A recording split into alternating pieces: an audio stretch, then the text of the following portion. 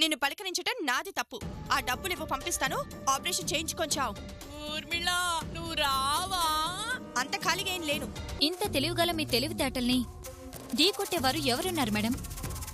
అదే నాకు అర్థం కావడం లేదు. సావిత్రిక దానికి అన్ని తెలివితేటలే ఉంటే తనే స్వయంగా నన్ను ఇంట్లో తెచ్చి పెట్టుకోదు. అవును డాక్టర్ గారు, ఊరికి నేను నా గది చుట్టే తిరుగుతారు ఎందుకు? ఎంత మాటమ్మా!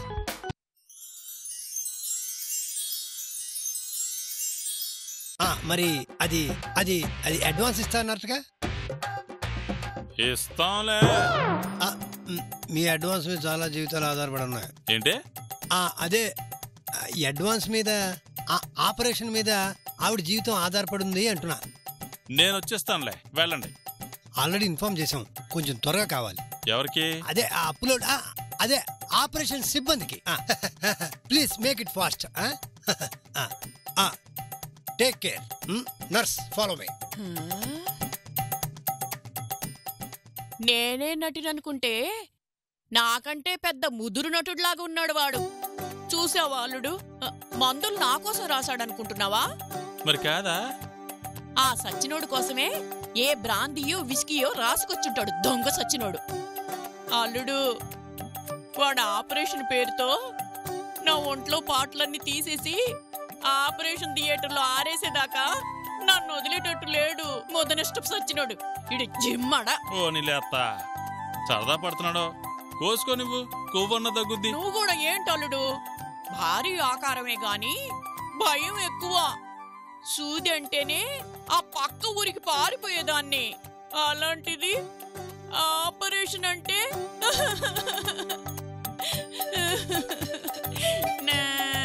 నాకు శంఖం గంటే అల్లుడు. యాడో మాకత్త, నేను చూసుకుంటానుగా. నా బంగారు అల్లుడు. ఏంటల్లుడు మెటికలు ఎరగలేదు? నీకు దిష్టే లేదు.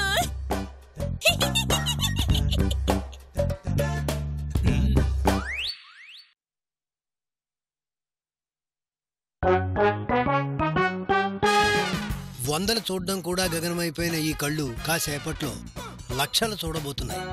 అంత డబ్బు చూడగానే గుండెపోటు, పక్షవాతం లాంటివి రాకుండా చూడు తల్లి.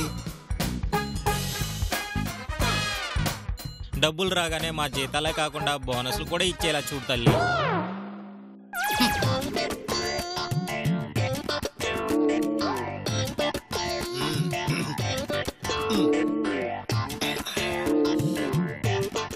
అదేం డాక్టర్ నీళ్ళు చల్లుకుంటున్నారు? డబ్బు చూసి కళ్ళు తిరిగి పడిపోకుండా.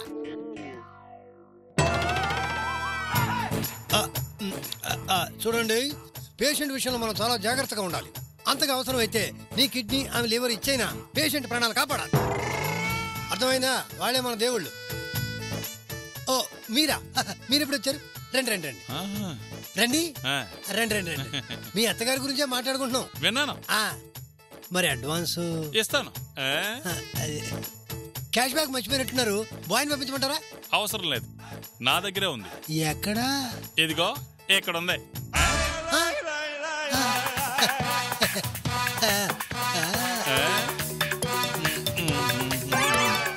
అయ్యా,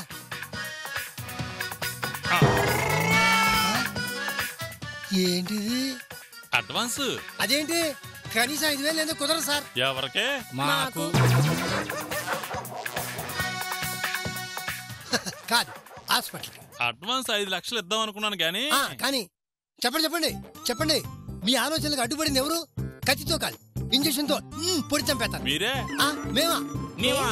కాక అసలు ఈ ఆసుపత్రి ఏంది? గదిలో బెడ్ ఏంది? ఒక టీవీ లేదు, కనీసం టేప్ రికార్డర్ కూడా లేదు.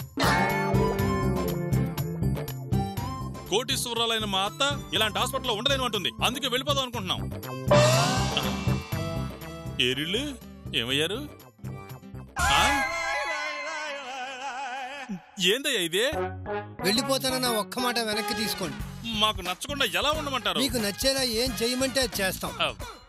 ఆ ఒక్క మాట వెనక్కి తీసుకోండి. అంటే అది మీరు ఒక్క మాట వెనక్కి తీసుకోకపోతే మేము ముగ్గురు మూకుమ్మడిగా ఆత్మహత్య చేసుకుంటాం. తీసుకోండి తీసుకోండి తీసుకోండి తీసుకోండి బాబు, ఆ ఒక్క మాట వెనక్కి తీసుకోండి తీసుకోండి. ఆపండి, లేండి పైకి. చూడండి, మీరేం చేస్తారో నాకు తెలియదు. మా అత్తకి నచ్చేలా అట్మాస్ఫియర్ మార్చండి. తెల్లవారేసరికి మార్చేస్తాం. కాకపోతే అమ్మగారి రేంజ్కి అరేంజ్మెంట్స్ చెయ్యాలంటే అద్దెకి తెచ్చిన అడ్వాన్స్ కట్టాలి. మాకు అడ్వాన్స్ ఇవ్వకపోయినా పర్లేదు, వాళ్ళు అడ్వాన్స్ డబ్బులు ఇవ్వండి సార్. సరే, నా మనసు మళ్ళీ మారక ముందే అన్ని మారిపోవాలి.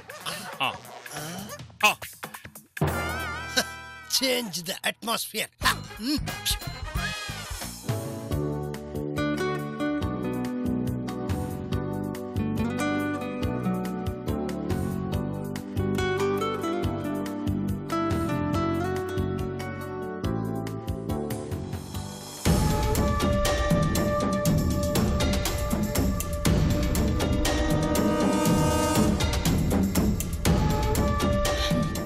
సత్య, వర్క్ చేసింది చాలు, వెళ్దాం పద.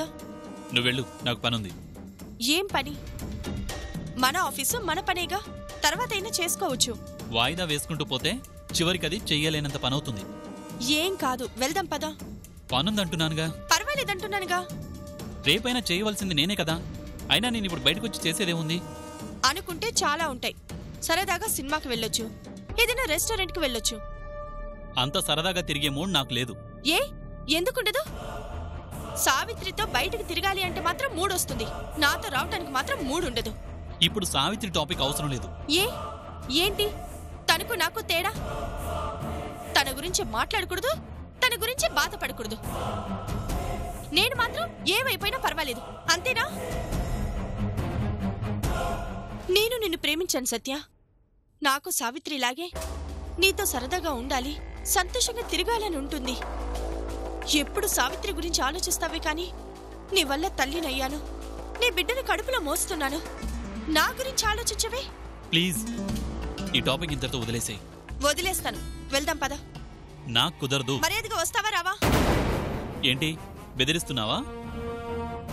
అంతా నీ ఇష్ట ప్రకారమే ఉండడానికి నేను ఇంట్లో పనివాణ్ణో లేక మరమనిషినో కాను. తాగిన మైకంలో చేసిన తప్పుని హక్కుగా తీసుకోవాలని చూడకు. తెలుసో తెలియకు తప్పు చేశానన్న ఒక్క కారణంతో అన్నీ భరిస్తున్నాను. అలా అని నా మీద పెత్తనం చెలాయించాలని చూడకు.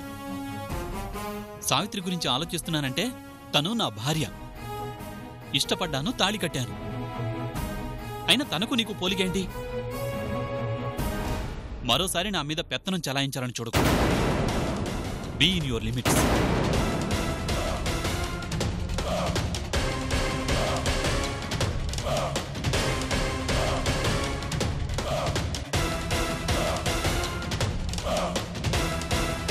మీరందరూ మాత్రం బ్రతికొండగానే నరకం అనుభవిస్తారు, అనుభవించేలా చేస్తాను. సూర్య నిన్న అల్లుని చేసుకోవాలన్న కల దూరమైందేమో గాని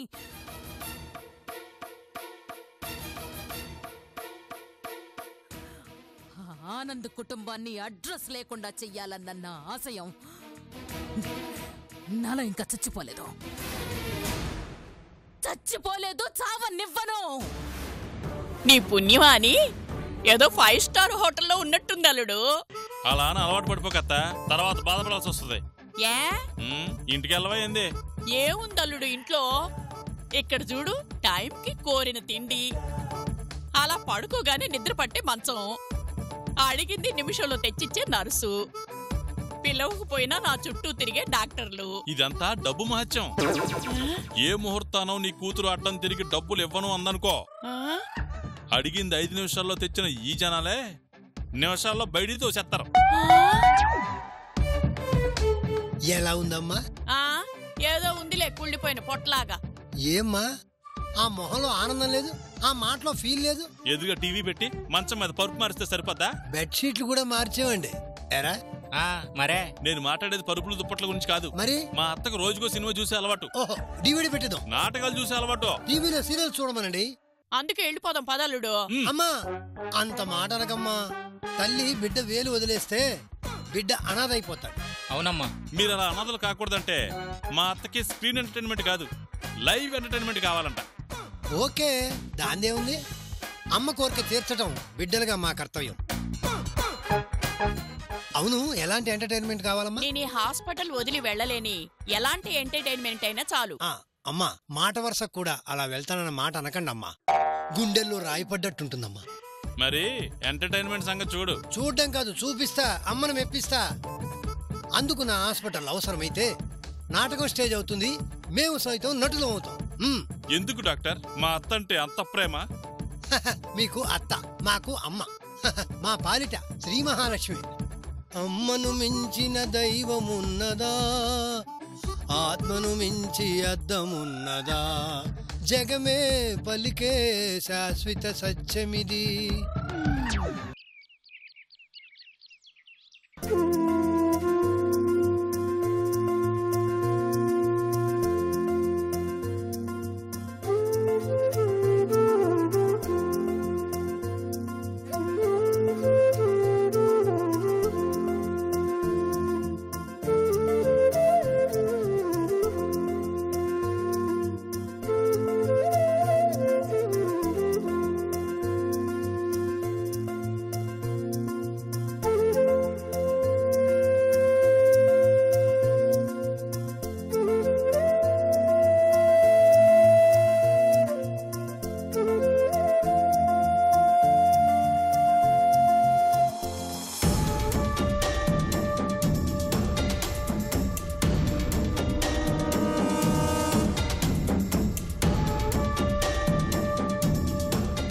సావిత్రి, ఈ రోజు నుంచి నీకే ప్రాబ్లం ఉండదు.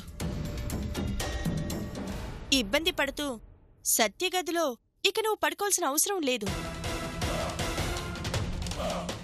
అయ్యో, నా చెల్లెల్ని నేను బాధ పెడుతున్నానే అని నువ్వు వర్రీ అవ్వాల్సిన అవసరం లేదు. ఎప్పట్లాగానే నీ గదిలో నువ్వు పడుకో, నీ పని నువ్వు చేసుకో. ఎలాగూ వెళ్ళిపోయే టైం దగ్గర పడింది కాబట్టి ఇంకా నువ్వు సత్యగదిలో ఉంటూ తనకి దగ్గరై తనని బాధ పెట్టడం ఎందుకు? అందుకే ఈ రోజు నుంచి సత్యగదిలో నేను, నీ గదిలో నువ్వు ఉందా. ఎలాగూ మీ బావ లేడు కాబట్టి ఇక నువ్వు కానీ నేను కానీ భయపడాల్సిన అవసరం లేదు కదా. మా పిన్ని అడ్డం పడి ఆ పెళ్లి ఆపకపోయింటే ఈ పాటికి భార్యగా సత్యగదిలో నేనుండేదాన్ని.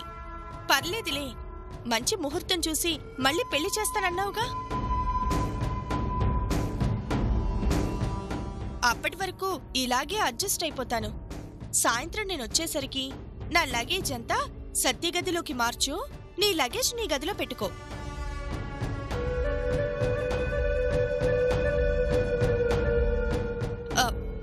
వస్తాను సావిత్రి.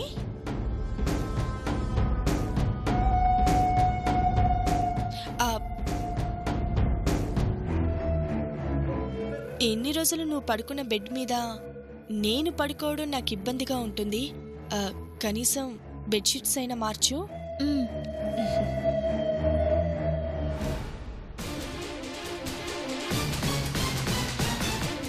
అవకాశం దొరికింది కదా అని నీ ఆట మళ్ళీ మొదలు పెట్టావా? బావలేడు కాబట్టి నీకు అడ్డు లేదు అనేగా నీ ధైర్యం. నా గదిలో నువ్వు పడుకుంటావా? ఇప్పుడు ఏం చెయ్యాలి? ఏం చెయ్యాలి?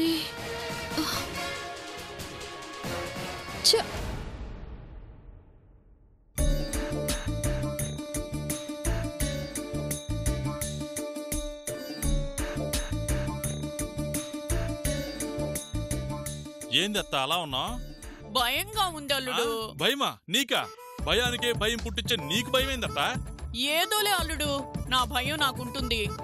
ఈ హాస్పిటల్లో మనం ఉన్నది చాలు గాని ఇంటికి పోదాం పదా. ఇంటికా? వల్లకాటి కన్నా ఇల్లు నయం కదా అల్లుడు. నువ్వింతగా భయపడుతున్నావు అంటే కారణం ఏదో ఉందత్తా. ఏందది? వాళ్ళు డాక్టర్లా దున్నపోతులాగున్నారు. అసలు చూడ్డానికి ఒక్కడైనా డాక్టర్లా ఉన్నాడా? పనికిరాని రాళ్లలోనే వజ్రాలుంటాయత్తా. అబ్బచా, వాళ్ళు నిజంగా వజ్రాలైతే నాకే రోగం లేదని చెప్పాలి కదా. వాళ్ళు కూడా వీడితో చేరి ఊపిరితిత్తుల్లో గాలి ఊడటం, గుండెని కోసి బ్రష్ తో క్లీన్ చేద్దాము అని అంటూ మాటలతోనే చంపేస్తున్నారు అల్లుడు. మాటలే కదత్తా. ఇప్పుడు మాటలే. రాత్రికి రాత్రి ఆపరేషన్ థియేటర్ లో పడేసి మనిషికో పార్ట్ తీసి అమ్ముకునేలా ఉన్నారు. నీ అల్లుడు బుల్లెట్ ఉండగా నీకు దిగిలింది కత్తా. నువ్వున్నావన్న ధైర్యం కన్నా వాళ్ళున్నారన్న భయమే ఎక్కువగా ఉంది. వాళ్ళు నన్ను శవాన్ని చేసి శ్మశానానికి పంపించక ముందే మనం ఇంటికి వెళ్ళిపోదాం అల్లుడు. సరే వెళదాం. ఆపరేషన్ అయిందా అంటుంది నీ కూతురు. అయిందని అబద్ధం చెప్పినా అప్పుడే ఎలా పంపించారు అంటుంది. ఆ ప్రశ్నలకు నువ్వు కంగారు పడి నిజం చెప్పావే అనుకో, ఏ రోగం లేకుండా నిన్ను నాటకాలు ఆడతావా అంటూ బీరువాలో తుపాకీ తీసి డమ్ అని కాలుస్తుంది. ఆ విధంగా ఇంటికి పోయి నీ కూతురు చేతిలో చచ్చే కన్నా ఆలోచించి ఆపరేషన్ నుంచి తప్పించుకోవడం మంచిది కదా. అంతేనంటావా? తప్పదత్తా. ఆపరేషన్ అని అడ్వాన్స్ కూడా తీసుకున్నాం. నాటకం మధ్యలో డ్రాప్ అయితే ప్రేక్షకులు రాళ్లతో మాత్రమే కొడతారు. అదే నీ కూతురు తుపాకీ గుండుతో కొడదే. ఏదో ధైర్యం చెబుతావనుకుంటే ఇలా భయపెడతావేంటల్లుడు? వాస్తవాలు ఎప్పుడూ భయంకరంగానే ఉంటాయత్త. అయినా నీ భయాన్ని దూరం చేసి నిన్ను ఎంటర్టైన్ చేయడానికి ఏర్పాట్లు కూడా జరిగిపోతున్నాయి. చూసి ఎంజాయ్ చేయత్తా. సరే, అదేదో మొదలు పెట్టమని చెప్పు. అమ్మా చూడాలి నిన్ను, నాన్నను చూడాలి, నాన్నకు ముద్దు ఇవ్వాలి, నీ ఒడిలో నిద్దురపోవాలి. అమ్మా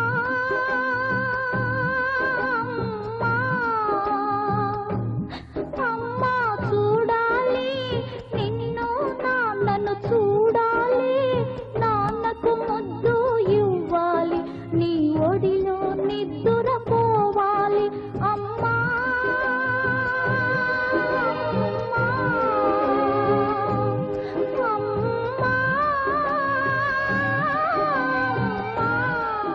ఆపండి.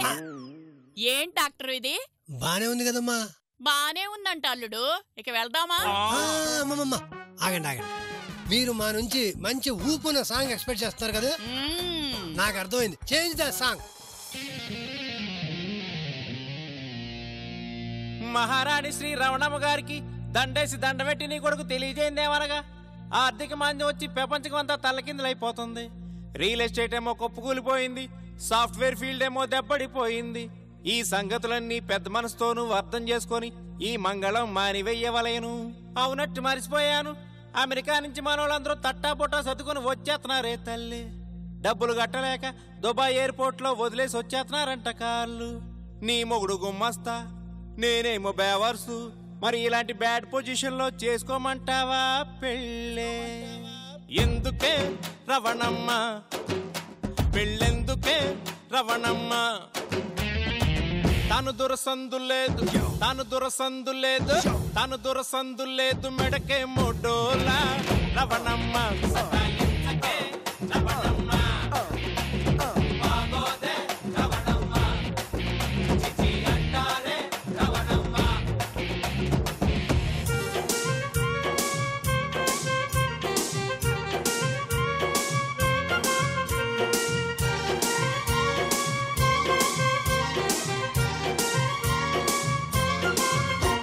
ఏం పిల్లది ఎంత మాటన్నది,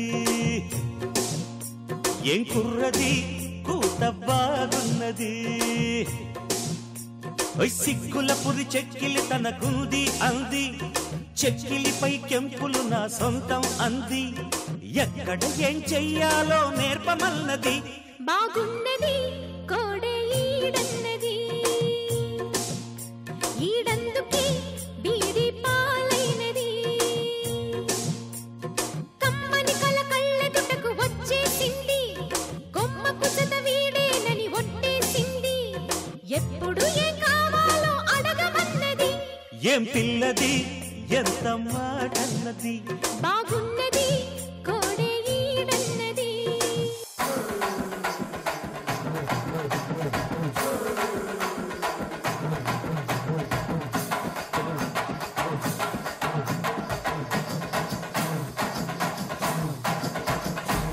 కటిక వాళ్ళ కథలు ముగియ కంటి కొసల అగ్ను లెగయ కండ కండగా ఒళ్ళు నరక కసి కసిగా గొంతు కొరక మృత్యు వచ్చి కేకలిడగా ప్రళయ నాదం జగతి వినగా చుక్క చుక్కగా నెత్తు రోడ దిక్కులన్నీ నక్కి చూడ చిత్రహింస చేయుచుండ శత్రువులే మాసిపోవగా విలయ ప్రళయ మూర్తి వచ్చింది ఇదే కాంచన మరణ మృదంగమ్మై నేను చీల్చవచ్చే కాంచన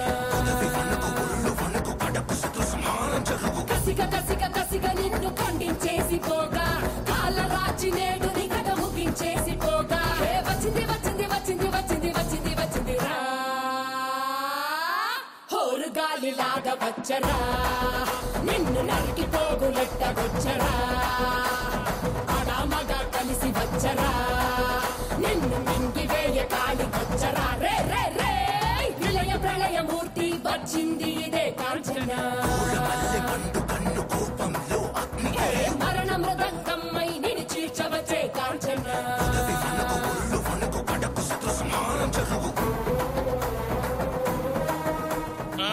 అత్తయ్య నాకు భయం వేస్తుంది.